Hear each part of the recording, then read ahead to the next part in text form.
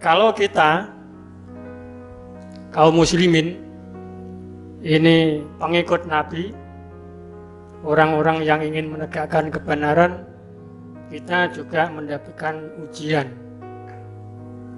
Kita mendapatkan ujian sesuai dengan kadar keimanan kita masing-masing.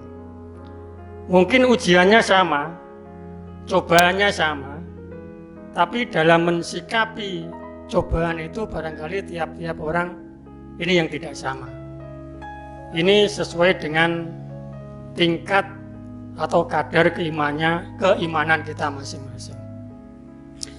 Atau bahkan mungkin cobaannya yang tidak sama, tapi dalam mencikapi ada yang sama juga ada yang berbeda. Kita sering mendengarkan musibah tanah longsor, banjir bandang, gempa bumi, gunung meletus. Mungkin itu yang sifatnya daerah-daerah atau lokal-lokal. Sekarang kita menghadapi namanya virus yang sudah mendunia. Ini termasuk ujian,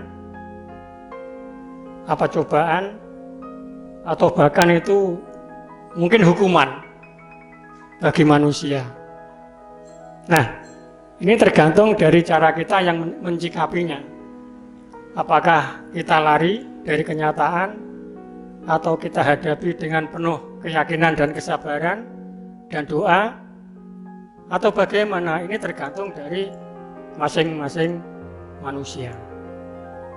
Dan nanti dari akhir ujian dan cobaan itu kita akan mendapatkan yang namanya rahmat dari Allah Subhanahu wa Ta'ala. Sabar ini berkaitan dengan sikap kita untuk menghadapi suatu musibah, menghadapi suatu ujian. Perlu proses. Proses itu perlu diilmoni. Nggak mungkin yang kebetulan atau ujuk-ujuk. Allah nggak mungkin kebetulan nggak ada. Itu semua sudah rencana. Jadi setiap ujian, cobaan, musibah itu sudah di-planning, direncana. Karena apa? Karena untuk meningkatkan keimanan manusia, meningkatkan keimanan orang-orang yang tetap teguh setia kepada Allah Subhanahu wa Ta'ala. Seperti anak sekolah, kalau mau naik kelas tentu ada ujian.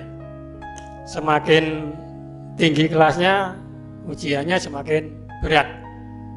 Bahkan mau lulus saja juga harus diuji dulu.